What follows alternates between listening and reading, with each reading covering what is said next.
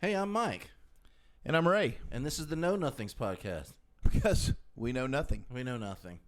Yeah, so what do you got going on? Oh, man. Well, you saw the rate hikes today from the Fed, I guess, huh? I did. How does that affect everyone? Well, I think it had to be done. I think they went up 0.75. I think we're going to get 6 rate hikes this year. 6. That sounds like a lot. This is number 3. It is a lot, but the inflation's been out of control. The only way to ease some of the just free money that's been printed, we printed, what was it, like 80% of all the currency we've ever had since the beginning of America has been printed in the last 2 years. So that's Seriously? yeah. 80%. 80%. I don't know anything about it. So 80% could be the wrong number, but it's really high. I think it is 80%. So what does that affect? Like if I want to go buy something? Well, your mortgage rates, interest rates on cars, interest rates on credit cards, all those are going to go up because there's no more money available. There's no more money being printed. They Well, print. didn't we just print more? I think we've like exhausted the printer. Just print more. I think we've exhausted the printer. So we're going to see some rate hikes, and I would 0.75. I was thinking it might even be 1%, but 0.75 is the biggest one in 40 years, or 30 years. 1994 was the last time they had a hike this big, but by the time they have all 6, I think this will be the record. What happened after that one? The 90s, the Clinton years were good. After a rate hike? Oh yeah, not immediately after, but say by 96, 97, 98, 99, 2000, running into the dot-com era, that was rocking. But Excuse me, folks. then you remember in 01 what happened when you had the dot-com bubble. Yep. Yeah, you were around for that. So we had. I remember those commercials on the Super Bowl where people were paying like from those .coms just enormous amounts of money to put stupid stuff on. Well, companies were getting like multi-billion-dollar valuations, and they literally had the inventory we have, like a few cameras or like a microphone. A couple So you're of boards. saying because of this rate hike, we are now a multi-billion-dollar podcast? No, we're no longer in the dot-com bubble. I'm afraid that ship has sailed. Mark Cuban sold his deal for it was a sports radio show. You know the deal behind him, right? He had a sports radio show, kind of like this. Like it was the first internet sports radio show. Yeah. So it was set up similar to this, except not this fancy even. Yeah. And he sold it for, gosh, let me look it up. But This is the cheapest, techiest looking podcast I think I've seen though, with like the screen. Oh, I think it looks great. Yeah, I've got now. This is our second one where I've got the multiple camera angles kicking right now. But pretty soon here, one of these cameras will go out, and we'll just end up with this one going right here the whole time. But anyway, Cuban sold his for $5.7 billion. That's how Mark Cuban got his money. He's not but a few years older than us, and in whatever it was, 99 maybe, because he was like the first one on the scene. $5.7 billion. The point is, all these companies were so overvalued. That company was probably worth $800,000. Yeah. But it sold for $5.7 billion. So you had all those companies like So somebody bought that from him. Yeah, a company bought that. There were all kinds of things like that crazy. going on. And that's when the bubble burst in 01. You had the dot-com. All those companies that were running Super Bowl ads, they were spending $20 million on an ad. They were nothing. They had the ads didn't even market anything. They had no inventory, no assets, no real revenue. But because they were an internet thing, everybody was all over it. That bubble burst. But after you had the rate hikes in 94, I'd say the mid to late 90s were a boom time. Until 01. Then it boomed again until 08. Till 08. We had the housing crisis. Correct. And this time, which I watched a really good movie on that the other day. Was The Big Short? The Big Short. Yeah, so good. There's another one called Margin Call, which is really good. See that. But you had that, and now it's now been 14 years since 08. Hard to believe, but it's been 14 years, and it's just been reckless money printing for 14 years. So the banks were able to just loan out all this money to all these hedge funds, whoever wanted to buy a home, whoever wanted to buy a car. Basically, it was easy money on the street, easy money everywhere, and that's called quantitative easing. Oh. And this is called quantitative tightening, when you start raising the rates to match all the money that's to out match there? all the money's out there to make the money supply go away. Okay. So I would say expect 2 years of hard times. Well, what do people do to combat that have money? They take all their cash and do what with it? I'm not a financial advisor, but I would live on as much on cash as you could. Limit all your credit purchases as much as you can because your rates are going to be higher, right? You're not going to be borrow money as easily. So if you are about to buy a house or buy a car, I would do that soon, like really soon. Luckily for me, bought a house 5 years ago, and I have a new car. My wife has a new car. I'm not going to need credit for a few years, I hope. So, because everything's going to cost more money, and they want everything to cost more money. That's how you fight inflation. I mean, it is the right call to have the rate hikes. It's not all. It is kind of doom and gloom, but it needs to be going on because you can't just keep printing money forever. Like Right. You can't do it. It's unsustainable, and we've kind of reached the point of unsustainability, in my opinion. What do you think about like everything tanking, like crypto tanking and stuff like that? Does that have anything to do with it? Yeah, for sure. But I think because they know they can't get their hands on money anymore. So especially like the hedge funds, I think hedge funds are selling off and trying to take care of short positions. But there's varying theories on that. I mean, where do you stand on it? I don't know. I don't know a lot about it. I just know what people tell me and what you watch on the internet, and people are like, yeah, they're taking all the money out of their crypto to pay off the thing, and you're just, I don't know. And everybody that's saying that are people that are like younger than me, so I don't know what they're talking about. It doesn't. Yeah, but if you doesn't just make a lot of money because if isn't cryptocurrency? I mean, it's backed by dollars anyway, right? I don't think so. Is it backed by the dollar? I mean, It's not backed by anything. but you buy it if you want to buy cryptocurrency. But it's not backed by a dollar. The dollar's not even backed by anything. The dollar's been backed by anything since 1971. But I'm saying, like, to buy into crypto, you have to spend your dollars to get crypto. Oh, sure. And I wouldn't be in crypto right now personally because everything Bitcoin's at 21,000. It was at 50,000 a few months ago. Dogecoin is 6 cents. Look, there's probably money to be made at the bottom of this thing, right? There's always money to be made at the Probably bottom. because it bounced back at some point. Well, yeah, I mean, Bitcoin's not going anywhere. No. Dogecoin and some of your meme coins that don't really have any utility, those might be going somewhere. Like, those might be going away, but I don't think Bitcoin's going away. And I think Bitcoin could be worth 100,000, 500,000, $1 million In years. at some point. But 21,000 feels pretty rough after the run it's had. I know. I remember. If you were sitting on 50,000 and you had 3 of them, you had 150 grand. Now you have 60,000. Yeah. And if you had your money in the stock market and you had 500,000, now you have 400,000 because it's lost about 19.1% this morning. But crypto's lost like 57% this year. It's just tanking down. But So we've been through this. I've been through this now 3 times as an adult. 87. Remember the crash of 87? You might not remember. You were young. I was young. I was young too. The only reason I remember it because my granny. 87. I was 8 years old. So Yeah, I was 10. My grandmother watched the news. I didn't really know what was going on. We didn't have enough money where I felt like that bothered me. But I just remember the crash happening and seeing all the news. But then 3 as an adult, or 01, 08, and now what's happening in 2022. We haven't hit the recession yet. no, No, you feel like we're in a recession yet? not yet. But Getting close. You feel like we're heading there. Food and fuel are expensive. Food and fuel are damn near unbuyable. I won't even buy steaks anymore. I can't make myself do it. Well, I went plant based. Oh, But yeah, that's still expensive. That's usually more expensive. I've been plant based. I've been eating plant based food for a little over a week now, and I've lost 8 pounds, and my stomach feels great. I told you. We talked yeah. about this 2 episodes ago. Oh, we did. Yeah, well, Yeah, I I talked can't about how I remember. said you're going to feel great. All these things, all these ailments are going to get fixed. Yeah, I mean, I got a lot of energy, and I feel really good. So, and everything I'm eating right now tastes great. It's not like I'm eating a salad every day. Yeah, there's and so many taking iron good. pills There's so and many good plant-based options right now.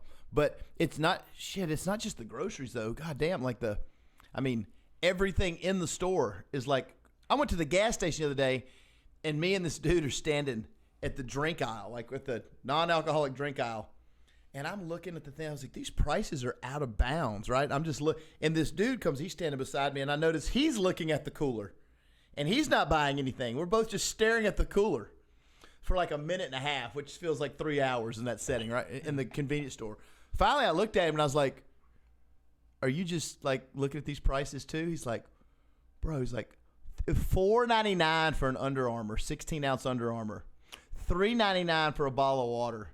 And you know those little bug juices? Yeah. 89 cents. Those things were like a quarter, right? They're like a quarter. He's like, I'm not doing this. I'm just not doing it. I'm like, I'm not participating either. We just bounced. I just came to window shop. The drinks in the cooler. I've now reached the point in my life, at 45 years into it, that I'm looking at carbonated drinks going, this seems a bit luxurious. this It's too rich for my blood. Getting this Diet Coke. I'm out. I'm not paying $2 for a can of Diet Coke. No way. Not unless I'm at a festival. I don't really drink any of that. I just drink water. So I mostly drink water, but this thing. And I actually never leave my house really, because I work from home and stuff. So like I never actually leave.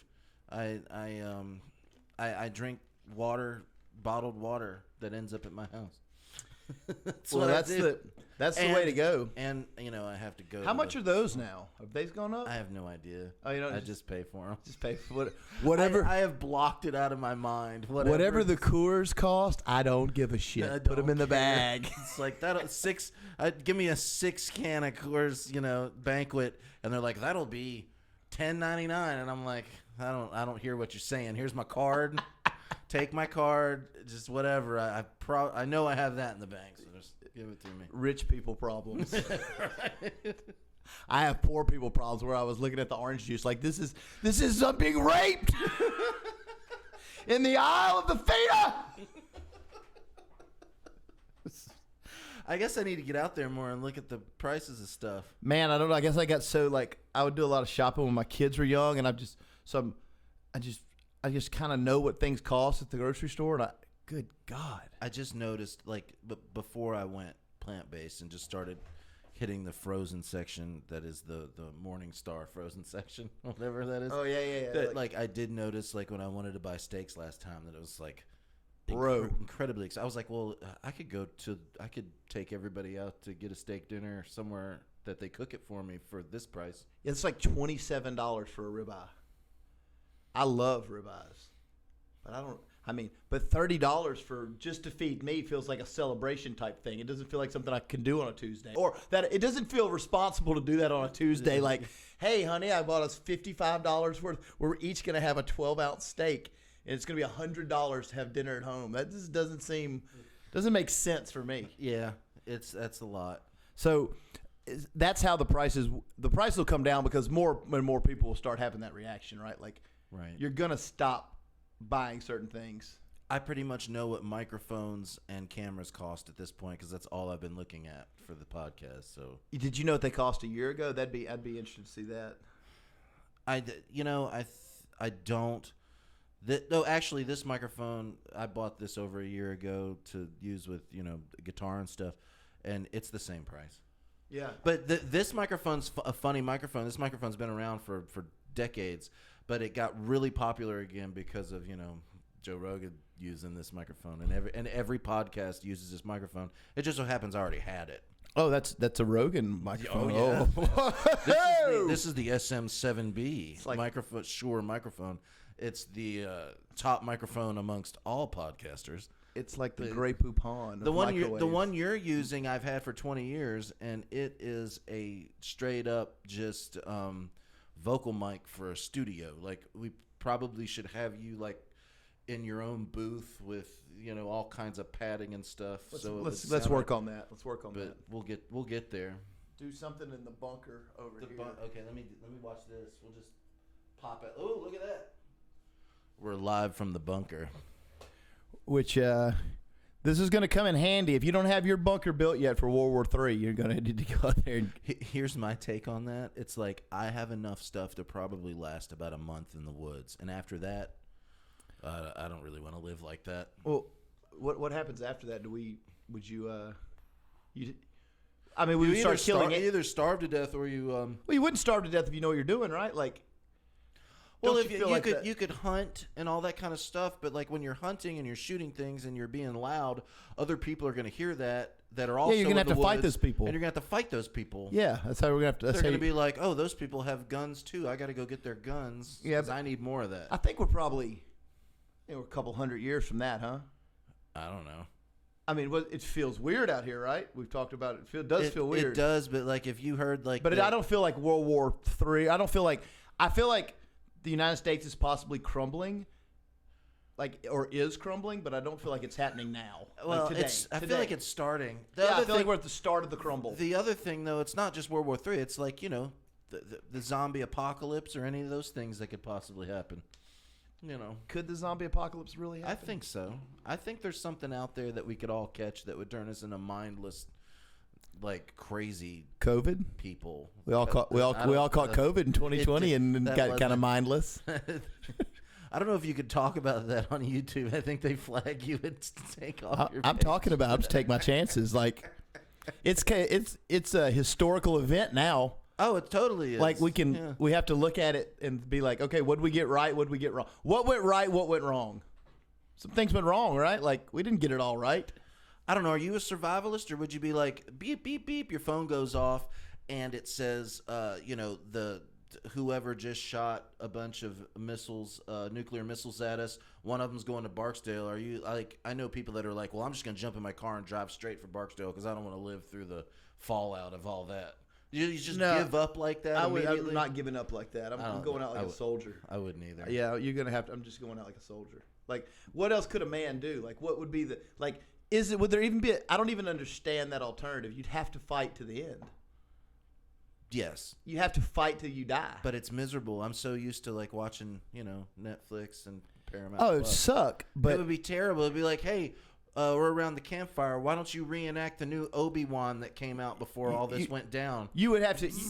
You would have to find your most alpha friends, and that would have and create a tribe, Yes. and you go to survival mode from there, right? Like, yeah. and then some of your friends that may not be. Well, let's put the team together. You'd have to have your like meatheads that do like grunt work that can like chop things and Chop carry things and move You things. got to have somebody that knows how to like take a battery and put like Like a MacGyver type like a dude. MacGyver type guy who can start fires with a battery and like a gum wrapper. And you have to have what else? A leader. A leader You got to have a that leader. you trust. You got to have somebody that can coordinate everybody. You And can't. that- It can't be the guy that's like your entire. Like right now, it's like every time he says something now, you're like, oh, this guy's so full of shit. well, that's not a leader, though. not a I'm talking. No, yeah, that'd be the opposite of what you needed in that scenario. I'm saying you would need a real leader, like somebody's going to be able to take over the group. That guy could chop up and eat his legs and arms. Well, he may not be able to chop or build or do anything, but he's got to be able to coordinate the people. And you got to have a few of your most armed friends, I would think, right? Yes. Like, you'd have to, like, I have some friends that have like 300 weapons. Like, those are the dudes I got to have on my team. Like, I don't want this to break out. I don't think it is going to break out. But if it did break out, you need to have a plan. You gotta definitely find somebody that has like kind of like a compound that you could live on. Yeah, I don't, and that's the thing, man. And We, the only we people need that to start making friends. the only I people guess. the only people that have compounds are kind of weird, right? I don't mean like compounds. I mean like somebody that lives on like 100 acres and they have like a stream going through it. I have that. Oh yeah. Yeah, Well, so- we're meeting at your house. Yeah, so you can come to my house and I'll start getting the team together if this pops off. Right. Well, let's see. It I've might- got about a month's worth of food. You just throw water on. It so- might, if a bunch of people are locked into adjustable rate mortgages, and then the rates go up 6%, and people just stop paying their mortgages. Then you might see it pop off like, hey, there's going to be foreclosures on 95 million homes. You start seeing stuff like that. But in 2008, God dang, how many foreclosures were there? Millions, Yes. millions, and we just recovered. We just Yeah. The cool thing about America is like no matter who's in charge or what's going on, it's good, it's bad, it's ugly, and the stock market, it always seems like it always recovers. But we can always change that person in charge. I think that's the good thing about it too. That's the beauty of a democratic republic. But also the other problem with that is like it changes and then things change and then we just go back to the other thing, and it changes back, and then we just constantly stay in this. The pendulum goes left. The back pendulum and goes forth. right. The We're pendulum goes fighting left. about the same things forever, and they just go back and forth. Yeah, they Which I guess is better than it being one way, because if it was just one way, let's say if it was just one way for 50 years, people would leave. It'd be crazy. People would leave This and go place- somewhere else. You think it's crazy Right. now? Imagine if like one type of people got in charge for 50 years, Oh my gosh. and the pendulum never swung back Never left, swung back. never swung back right. Oh my God, can you imagine? Civil War. I just think it would be. I mean, the country would not look like a free country because both sides Right. really want to put their stuff in, Right. no matter what, right? Like, Well, to quote Axl Rose, what's so civil about war anyway? is that Axl or is that Axl Up?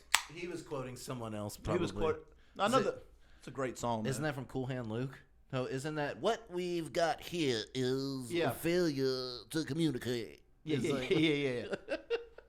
Those are great albums to me. I think that, like, some people to act like the Use Your Illusions 1 and 2 aren't as good as Appetite for Destruction, and Oh, they're great. they're unbelievable. The Appetite for Destruction is like the party album. Appetite, It's like I get up around 11. yeah, it's a kick-ass. and What? it's It's so- I have it as the. I have Appetite for Destruction as probably the top 5 debut albums ever, but I still think the Use Your Illusions are better albums. What better musically? The Use Your Illusion albums are like songwriting is better. Oh, And they're like masterpieces instead of Coma? like hey hey now you Yeah. know, like, and they're just like, we're here to drink beers and have sex. Yeah. like that's the there's a place for that, and it was on Appetite for Destruction. Yeah. It was so well done.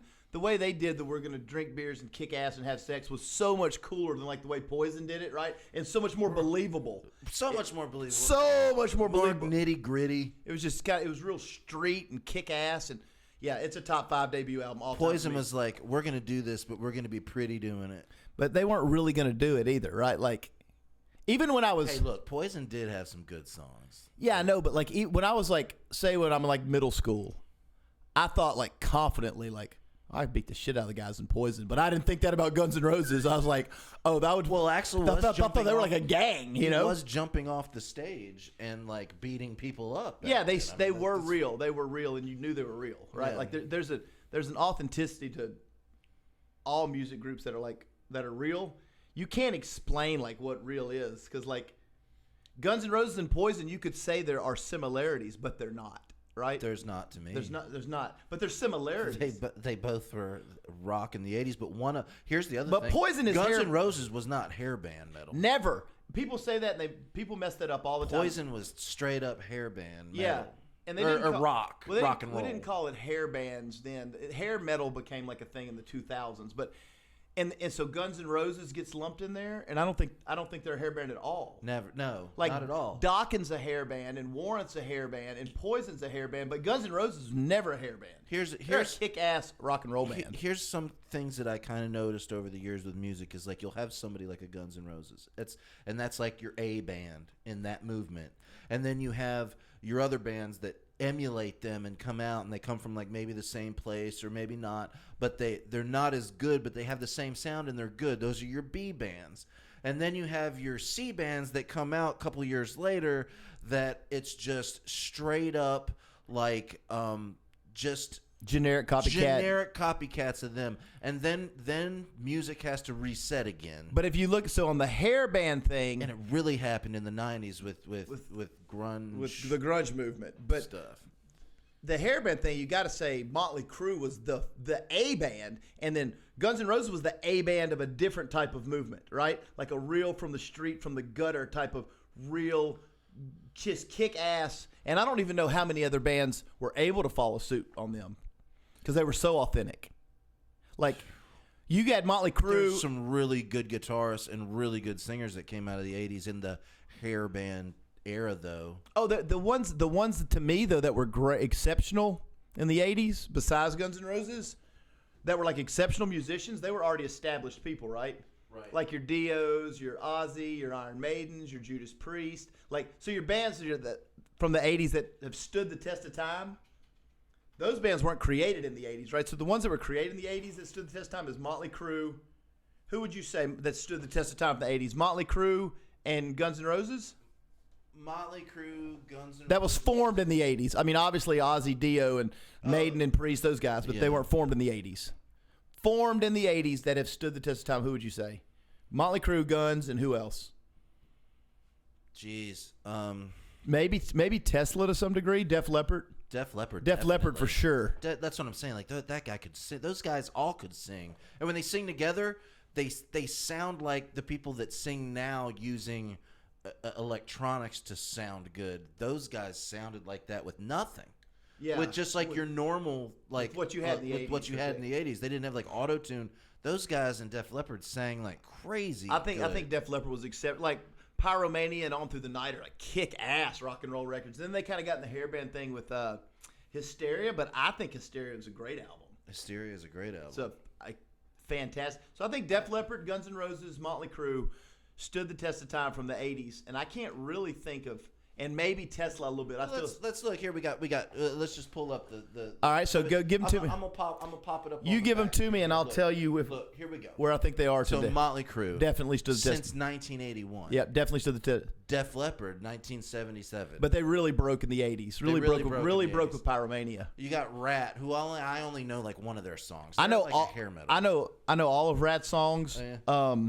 Warren DeMartini's a brilliant guitarist, but they didn't stand the test of time. Right. Rat didn't stand the test, but I like Rat. Why do you think? Could they just not change? It was a little cheeky, and they couldn't change. Like little hokey.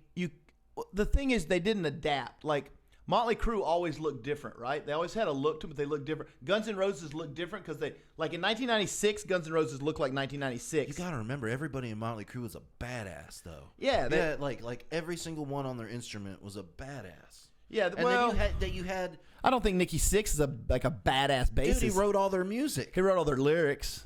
He wrote all the music. Mick Mars wrote all their music. Well, he did? Yeah. See, I thought Nikki Sixx wrote the music. I don't even too. think Nikki Sixx is trying to be a great bass player, but I will say, Mick Mars is exceptional, and Tommy Lee is just a monster because he goes so hard. You also have to remember that when you're writing music like that, you want to write music because you want to go play it live. So, like, yeah, he's not there, like, on the bass. They kind of wrote it to, like, Bob, like, to jam to Yeah. live. Oh, they're So great live band. great songs. I'm just saying he's not what I'd call a great bass. But either way, Motley Crue tested time for sure. Rat did not, but I'm a Rat fan. I think they're a good band. I'm gonna think a lot of these bands are good I bands. might that have to didn't stand- listen. I might have to listen to a little rap. Dude, Warren DeMartini he's a top 10 for me. And I'll say this, besides Randy Rhoads in the 80s, I'll say the second greatest guitar player of the 80s came out of a band that no one's going to know called Great White. I mean, not Oh, I like Great White. I'm sorry. Not Great White. White Lion. Wait. Vito Bratta. In a minute we'll pull up some Vito Bratta, but all right, what's next on your list no, there? Bon Jovi, dude. Bon Jovi's to the test. But I never liked Bon Jovi. They made it into the 90s, too. They made it to the 2000s. They made it to the 2000. They made it to the 2020s. Smile. They did. They're a Hall of Fame band. You've got to say Yeah. Def Leppard's in the Hall of Fame. Motley Crue's going to be in the Hall of Fame. Bon Jovi's in the Hall of Fame. Twisted Sister did not stand the test of time. He has been, but I tell you what, he's ridden the hell out of We're Not Going to Take It. Dee Snider has ridden that wave. And Great song. I remember when I was let's see, what year did that? The Twisted Sister's been around since I was born. Okay, so like when that song came out, I was real young.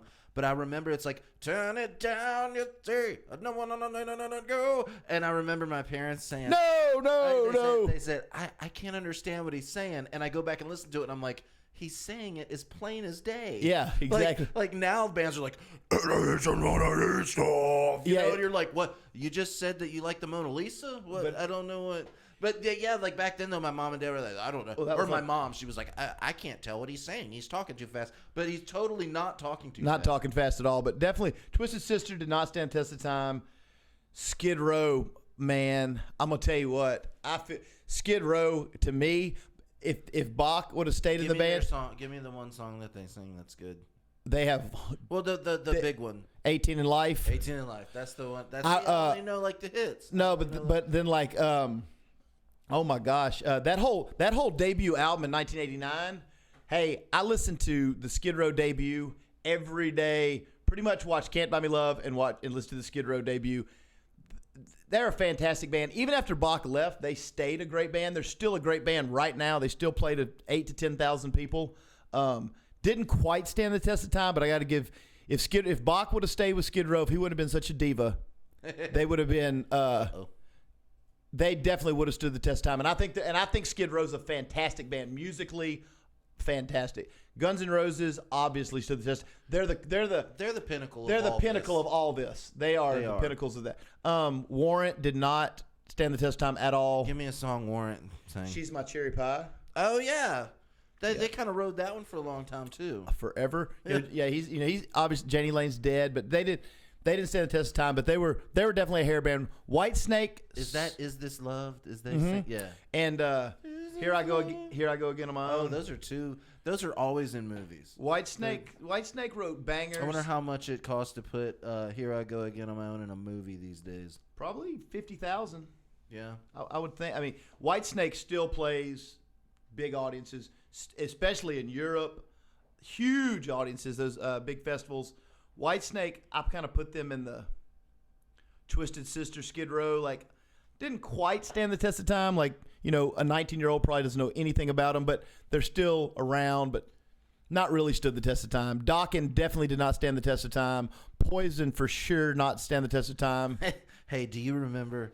Did you watch on VH1 The Rock of Love with? God, is so that the cringy. most cringiest thing you've ever The seen? cringiest thing I've ever seen. It's on streaming, and I watched like 2 episodes, and I couldn't watch any of it. I was like, how did I watch this? I couldn't watch it then. It was so bad. Oh my God! I must have been. You must have been so bored or drunk drinking or something. heavily and been like, just what? It's so gross. All he does is just if y'all haven't seen it, I don't know which streaming service is on, but it's on one of them. He just has these girls. It's like All The Bachelor. he does is shove a bunch of girls in a house, and then he just makes out with them and has sex with them all the time. It is gross. And makes them like play flag football in their lingerie so and shit. gross because he's like, like that's all. It's just like, oh my god, it's like this is ground zero for some And, disease. like, that got started. let's not forget when that was made. The dude's like 43 years old. He wasn't like he was 24, where that would be like cute or Yeah, like it was acceptable. it was like 43, and they're all like they're all 21. It's 21 to 25. It's really gross show. Really gross. Anyway, then Quiet Riot. I love Quiet Riot for a few reasons. First heavy metal band to ever be number one on Throw me a song. What was? Come On Feel the Noise. Oh yeah. Bang Your Head. Okay. But Look, I wasn't real big.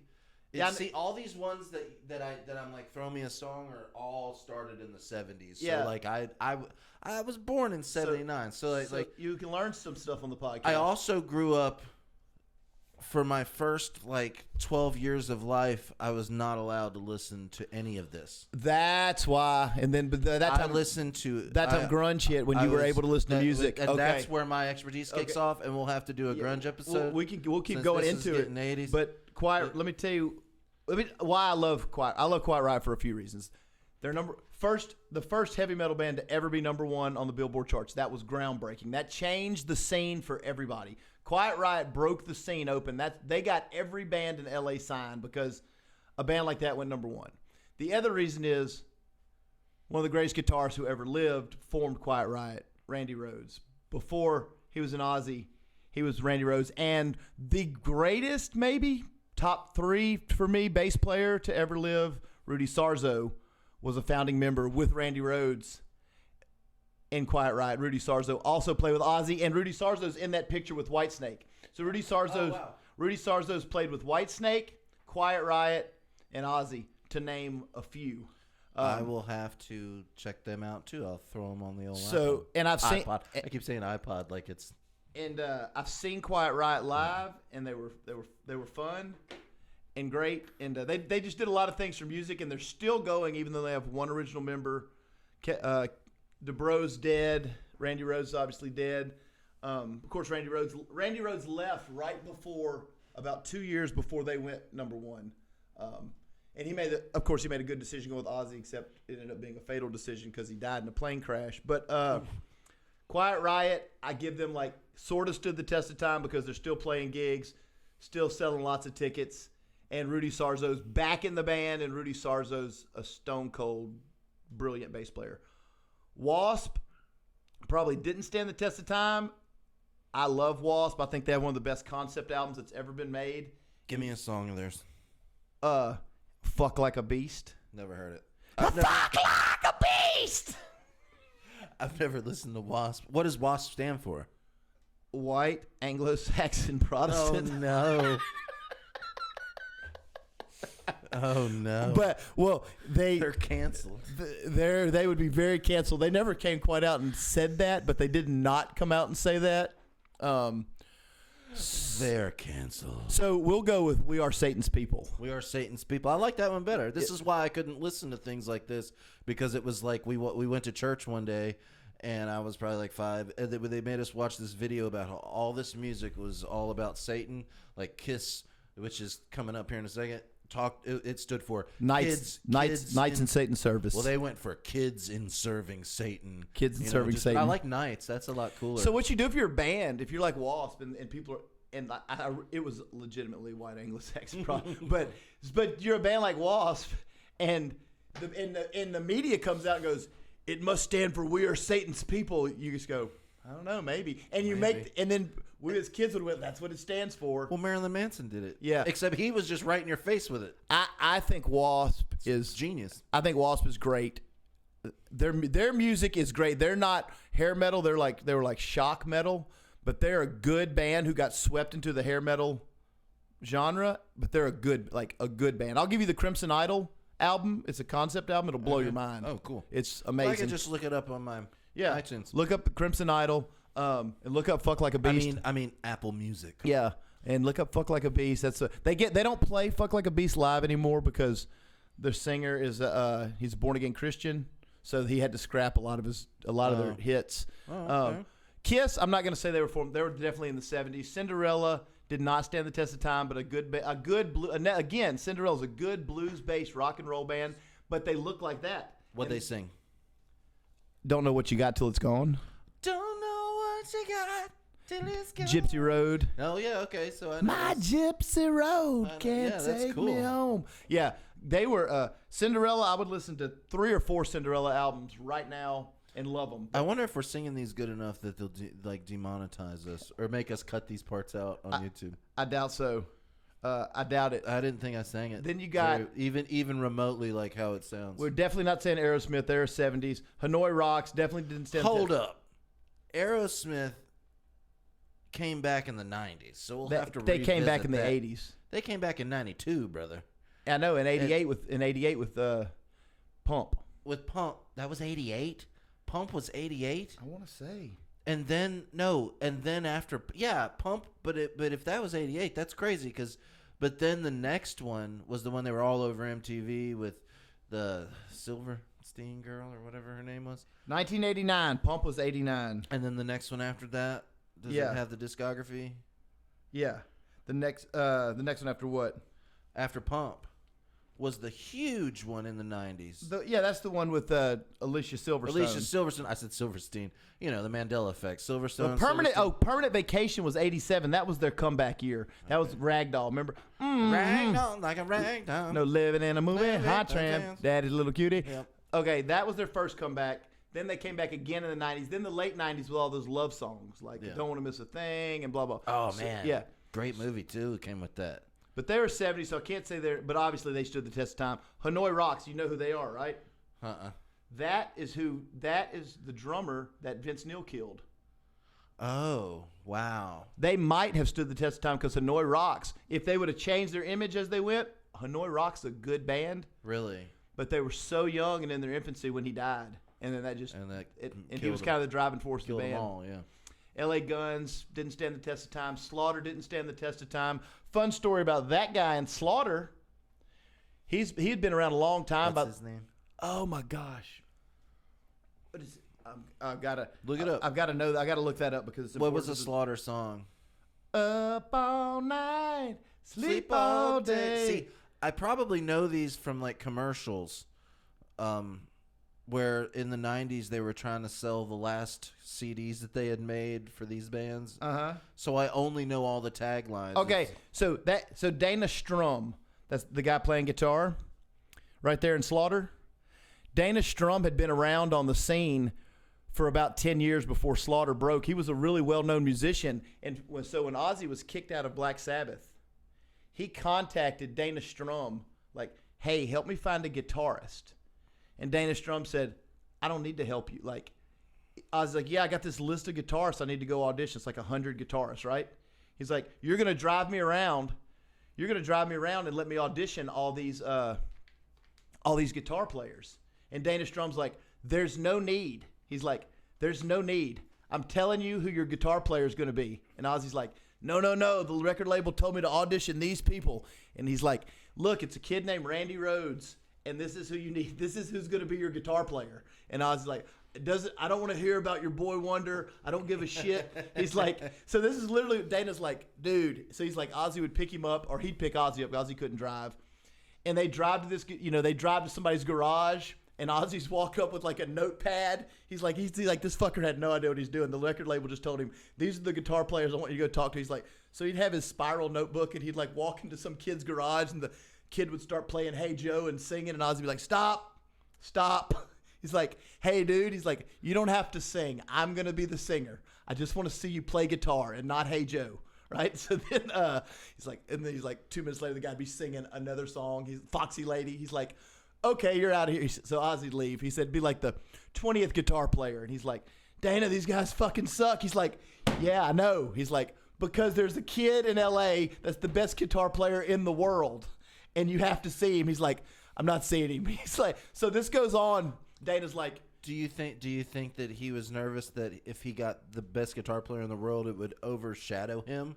There's a lot of ego that goes on in that. To hear Dana tell the story, it was literally like, no, I've been given this specific set of instructions and I have to follow it. That sucks that Ozzy would just be like, I'm following their instructions. Yeah, but he did. And so Dana's like, okay. So he said he just drove him around for a month. And finally, he said the last day, he's like, he had Randy lined up. Randy's going to come in the studio. He's like, I got him. Randy's like, what do I do? What do I bring? He's like, I don't care what you bring. He's like, play like you played at the Starwood. That's all you have to do. He's like, either he'll get it or he's the dumbest person in the world, right? So Randy shows up. Well, Ozzy gets blackout drunk. He gets blackout drunk. And he's like, Randy's all hooked up in the studio, right? And Ozzy's in the studio, but he's black. He's like, okay, Dana, take me home. And he's like, take you home? My ass. He's like, Randy Rhoads is about to plug in, and you're going to watch this shit. And he's like, no, I want to go home. He's like, you're not going. He said, so Ozzy like sits down, pees on himself in the studio. And he's like, Randy starts warming up. He starts warming up. Warms up for about 5 minutes. Ozzy punches in and goes, you got the gig, kid. And leaves. He never meets him. He never meets Randy Rhoads. He fucking tells him, you got the gig. Randy's like, well, what just happened? I never played. And Dana was like, it was great. He's like, I was warming up. So that's a cool story that Dana Strum's awesome. Connected to the. So apparently he was like, Dana Strum never got in a band that broke, but all these huge musicians would like find Dana Strum, be like, hey, go talk to Dana. He'll get you a guy. But he never ended up in a band till like 11 years later and then he said, when Slaughter formed, he's like, well, I don't know, because now I'm like, he's like, it started breaking. He's like, but I'm like 36 now. 36. Yeah, he's like, do I want to be up all night? So Slaughter's not great, didn't stand the test of time, but Dana Strum has a lot of cool pieces to musical history. Kix, I love Kix. Never heard of them. My God, don't close your eyes. Yeah, I've heard that song. That's Kix. That's Kix. So they're like a one-hit wonder? No. Their best song to me is Cold Blood. Cold Blood is straight up kick-ass rock and roll. If you had asked me who sang that song, I would have never said Kix because they're not in my brain. What's the don't close your eyes? Yeah, well, I know that song, but I had no idea. You don't know it's Kix. That I might be from a different timeline on that one. Yeah, Kix didn't stand the test of time, but they're still playing. They're still gigging around. They're the biggest thing to ever come out of Baltimore, and still good. Well, you know what I used to do what? when I was a kid, because I was only allowed to listen to like Amy Grant, Larnell Harris, Michael W. Smith. I would have jumped out of a building. Yeah. So you know what I used to do? You know the tapes that had the little screws on them? Mm-hmm. I would get those, and I would get them, and I would take them apart. I would take like an Amy Grant tape. And this is probably funny for like years later. I would take an Amy Grant tape and take it apart and take Guns N' Roses' Appetite for Destruction and take it apart. And I would take the reels out of them and swap them and put them back together. And then I would listen to it in my Walkman. And my mom would be like, "What are you listening to?" And I'd be like, "Oh, it's Amy Grant." When it was like, "I get up around 11. I used to get up on time." I'm actually But listening to songs about heroin, Mom. I'm listening, I'm listening to Amy Grant. So like I did that. Then I found my sister was in her room and she was doing her fingernail polish. And you know how they used to print the see-through tapes with that white print on them that would like get scratchy and come off? She spilled fingernail polish on one of the tapes and it completely just took off the whole white stuff on the tape. So that's what I started doing. I took her fingernail polish and just wiped the tapes clean. But there's somewhere Where did you along get the tapes? How did you get the tapes? How did you get your hands on this contraband? my friends. Okay, yeah. Yeah, like Girls, Girls, Girls, the album Girls, Girls, Girls. Yeah, I had to get that from my friend's brother. His whole, Yeah. like he was in a band called Axon. Yeah. Axon, like they're playing axes. Yeah. And they're axing, and they were pretty good actually. But I think, I mean, I was 8. that I was time- 9. at 8, they But sounded that was- It was badass. bad. They'd practice in the basement. We'd go down there and listen. They'd be like, "Get the fuck out of here!" And we'd be like, "All right." We'd stop at the top of the stairs, like, "Oh, cool." See, if they were cool, they'd have let the 8-year-olds hang out, and then Hell because yeah. the 8-year-old thought that was the best thing ever. And then the last of these 80s, but 1, 2, 3, 4, 5, 6, 7, Pretty Boy Floyd, Vixen, Striper, Faster Pussycat, Mr. Big, Firehouse, Jackal, Vinnie Vincent Invasion, Loudness Winger, all of White Lion. White Lion's the second greatest guitar player ever. Vito Bratta, that's the guy. But all those, but none of those bands stood the test of time until, for me, you get to Great White, which I think is another fantastic blues-based band that's still. They're actually around in 2 incarnations right now. There's 2 Great Whites. There's Jack Russell's Great White, Really? and there's Great White. They Jack had that. Russell's the lead singer. They had a split, drugs, the whole deal. But so they're literally sometimes playing the same city. It'd be like this theater Great White's playing, and this theater Jack Russell's Great White's playing. They do it to like spite each other. Oh, wow. Could you YMT, imagine? Enough's Enough, Vane, Jet Boy, Scorpions, Bullet Boys, all those guys didn't stand the test. So looking at it, all those bands we went through, there's probably about 4, which is what we said before About 4. before we even. Tiger Tails definitely didn't stand the test of time. Night Ranger, I guess you could say Night Ranger did, right? Pantera started in 81. Yeah, you never knew Pantera. So Pantera before Cowboys from Hell was a glam band. They had an album called Metal Magic. You should see it. Really? And they were like floofed hair. And Dimebag Darrell wasn't Dimebag Darrell. He was Diamond Darrell. Diamond Darrell, like a wrestler. Rex Brown, the bass player, he was Rex Rocker. Yeah. And they had no Phil Anselmo. When Phil Anselmo showed up, He brought the dirt. he was like, He brought the dirt. spandex is gone. All this bullshit's gone. The hairspray. But he still did the gates. He still like Phil Anselmo still hit those notes and it was badass. Yeah, but that's badass. There's nothing to do with that. Nothing to do with He was all spandex. about bringing it from the street. Right. But yeah, I'd say Night Ranger, right? They'd have to say Night Ranger stood the. I mean, they were so massive. I They- don't know. I don't. They still once play again, Night Rangers. I'm retarded on all this stuff. Sister Christian, like that gets played everywhere across the. Sister Christian Mountain. Yeah, I know that one. That's Night Ranger. I mean, Oh, that's okay. such a massive song. Yeah, it's a big song, but like I said, only know the songs. Only you don't know the songs. You got to remember, I was erasing the tapes with fingernail polish remover. Right. So I was like, "Oh, I love this song. Who is it? I have no clue. There's no." So we could surmise that 4 or 5 stood the test of time, and 3 or 4 like semi-relevant still. That's pretty good though. But there was probably thousands of those types of bands, right? Like we just went through 30, and only maybe 20%. When you get into the 90s though, when the grunge took over and killed a lot of that scene hair stuff that you were going to talk about, and you can get into that, but like I don't think as many of those stood the test of time. There's maybe 5. Well, they all died. Every one of them. They all killed themselves with drugs. Except these guys, Pearl Jam. Yeah, they all killed themselves with drugs. All my heroes. Yeah, I know. A lot of, but those bands, a lot of, there's like the 4 main ones: Soundgarden, Nirvana, Pearl Jam, Alice in Chains. Alice in Chains still going. And you know the guy that sings for Alice in Chains is awesome. I saw him live. He's awesome. When they came out and they did the one with him, the first one, the Blue Gives Way to Black or whatever it was called, dude. That is an awesome album, and him singing it's so great. So, what's your favorite What's your favorite grunge album? Mine's sitting right. This is my favorite album from that time. Man, I don't know if you can even, if we can even Well, get into that. but it's going to be Soundgarden's. It's going to be Alice in Chains. It's going to be Nirvana, Nevermind. I mean, think of, the ones that 91, 91, I 92, don't even 93 know if you can call them grunge, but it like my favorite album is Siamese Dream by the Smashing Pumpkins. of all time. Yeah, Okay. So you would it's incredible that the sonically and the way they recorded it and everything is incredible. brilliant. But I was super disappointed in them live. Yeah. Well, I saw them live and I cried. Did you? Yeah. I saw them, But it wasn't. It was like in 2008, and nobody was in the band except for Billy and Chamberlain playing the drums. I saw them in '93, Nobody and they were was. brand new.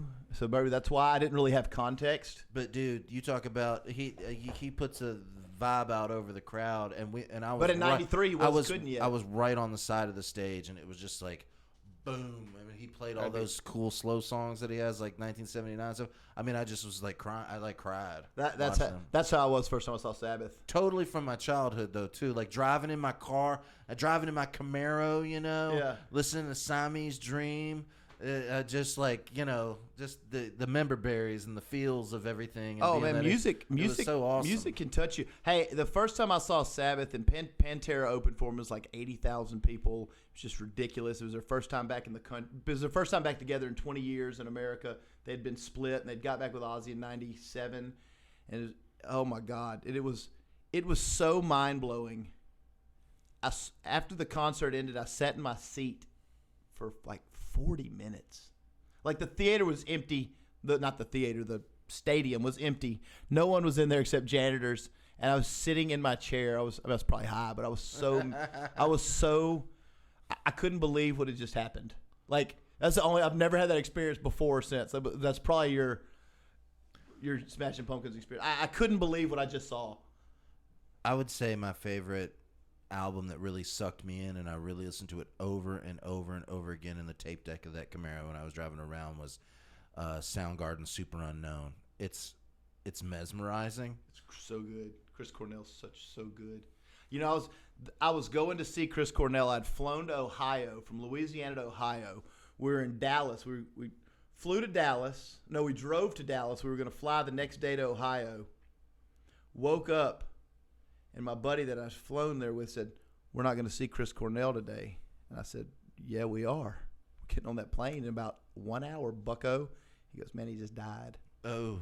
I never got to see him, but that show, we went there and all these people like from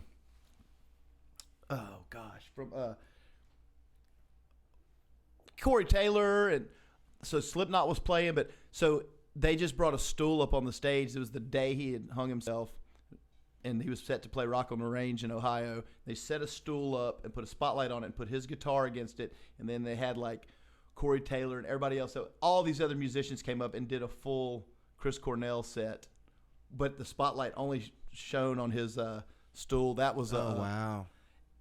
that was You crazy. saw that. Oh yeah, That's amazing. That was That's awesome. otherworldly too. That was like an hour and a half of like, I don't know what's happening here. Like this, it was a lot of emotions. I mean, he literally died that morning. Wow. Yeah, that morning, or the news had broke that morning. So it was that night. He was supposed to he did a show and then he went and hung himself. And then He did not do a show. He was doing our show that night.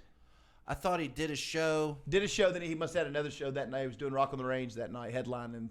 He was the headliner for that night, the first day, I guess, of Rock on the Range. But that was pretty wild if anybody was there in Ohio. There was 120,000 people there. So Oh I'm sure my somebody was gosh. there. You think he killed himself? No. I don't either. I don't either. I don't think he killed himself. I don't think Chester Bennington. Chester Bennington killed himself. They're all dying in a similar manner. Yeah. I think by talking about it, am I going to kill myself? Maybe you might kill yourself. You might get killed by yourself. by myself. Maybe just skim with, over with a hanging gunshot. There's like an algorithm on the internet that searches YouTube videos, and they're like, "Oh, this guy right here is talking about it." I hate to say I don't think they did, but like, I just Maybe we don't want to think. We don't know what they're going through, but we would, because they're just so great, and we think, well, they must, And I understand that even. What do we got here? But they were also I'm giving ads Oh, away. but Mike, they were also like speaking out against like child trafficking and Yeah. stuff, and just so happened like as they're speaking out about child trafficking, They hang just themselves? happened to hang themselves. Chester Bennington didn't seem depressed. I mean, I'm not a doctor. I don't know. Chris Cornell, Well, you listen to their but their lyrics, spouses though. and things don't say they were depressed. Yeah, but their lyrics are very, very deep and troubling. Yeah, but when I write lyrics, they're deep and troubling. When you write lyrics, are they friendly? Like mine are No, usually because dark. I learned that in the '90s to the right lyrics that weren't happy. but I don't like writing lyrics that. crawling in my skin, these wounds they will not heal. Yeah, but I don't. Yeah, no, but I don't. Fear like, is how I fall. It's not good. It's not Fear good is how I subject. feel. It's not good subject matter to me to write songs that are like. It's okay, but like Well, I mean, the only person that really can do it is Pharrell Williams.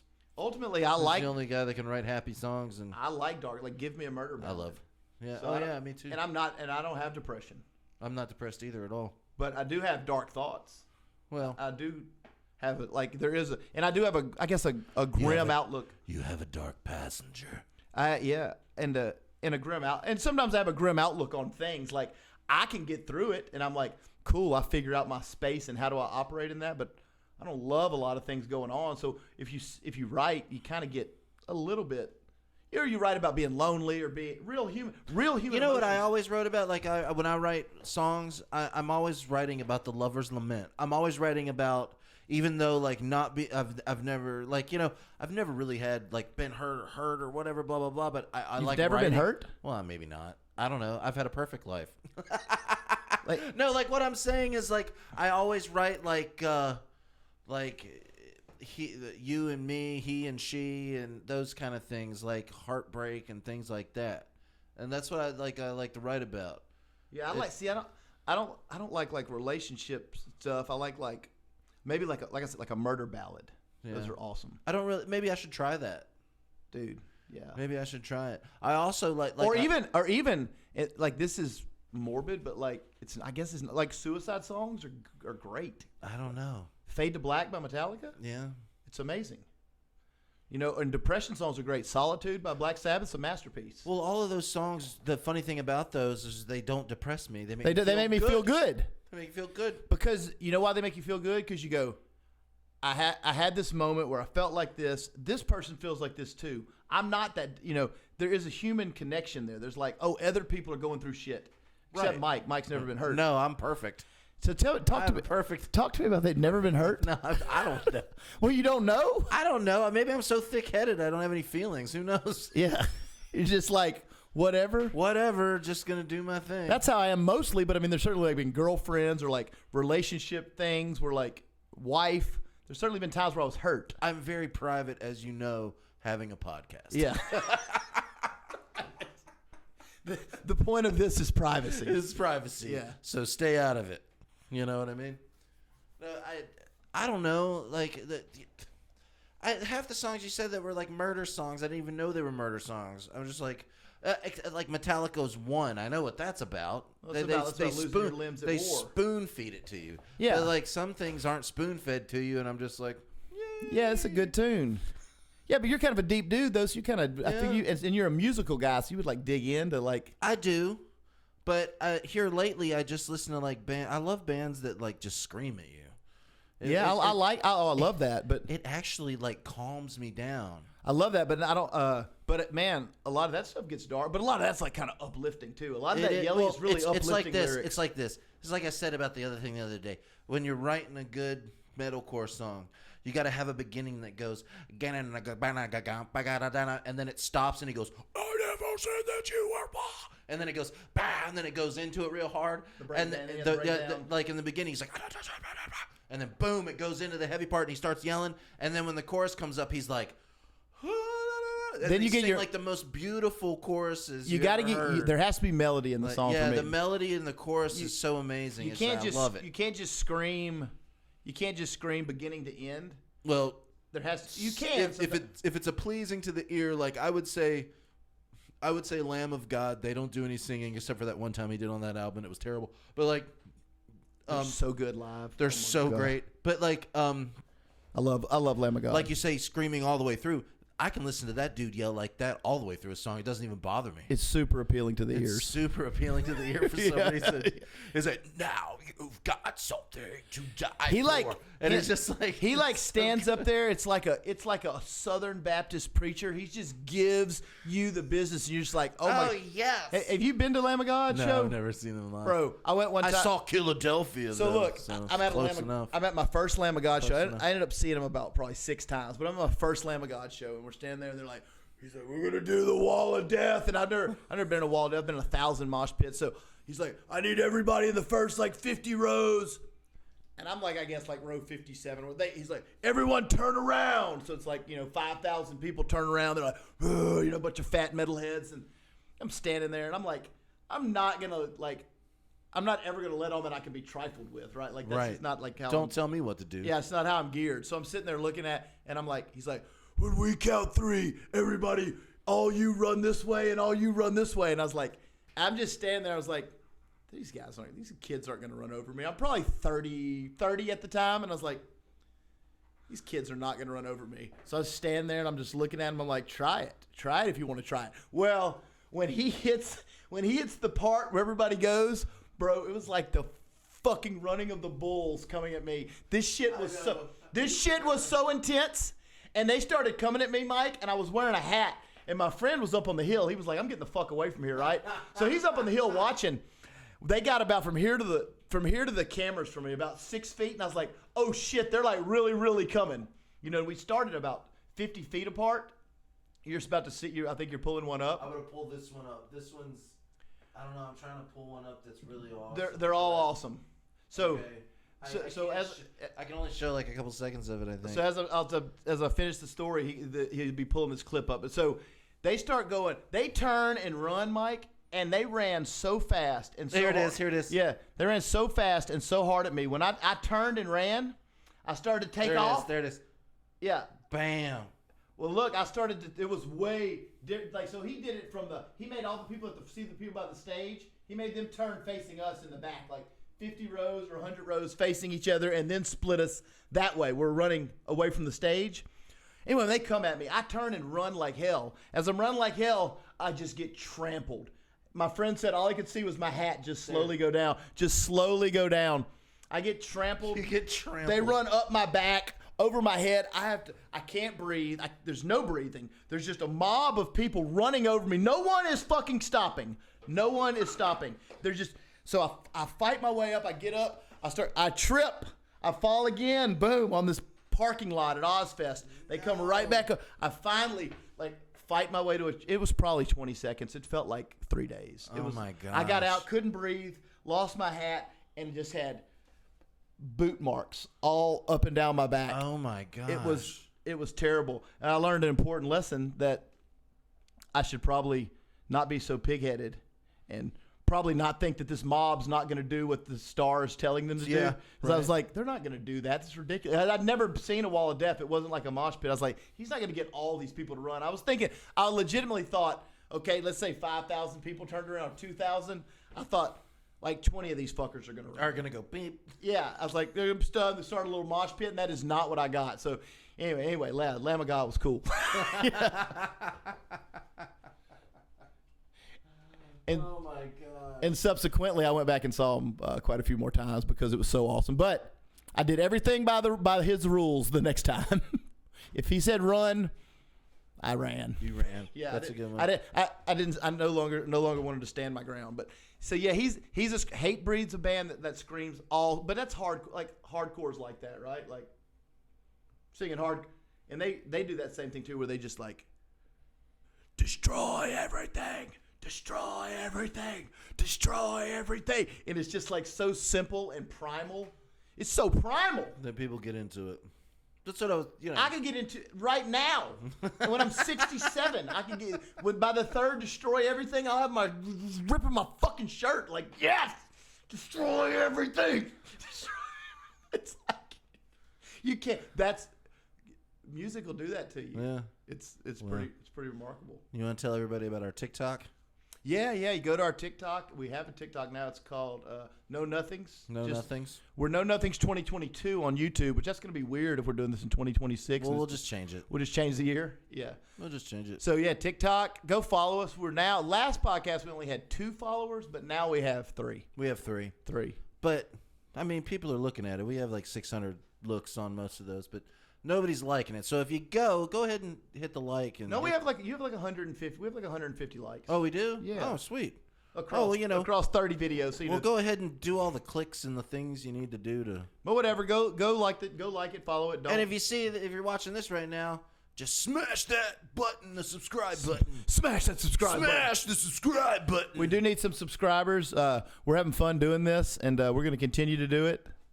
Even if you watch or don't nobody's watch. watching. So you might as well watch because we're going to do this. Me and Ray love to talk shit to each other. Yeah. So that's if y'all want to watch, you can watch. So we're gonna do it regardless whether you come or not. So we'll try to catch up with y'all Sunday.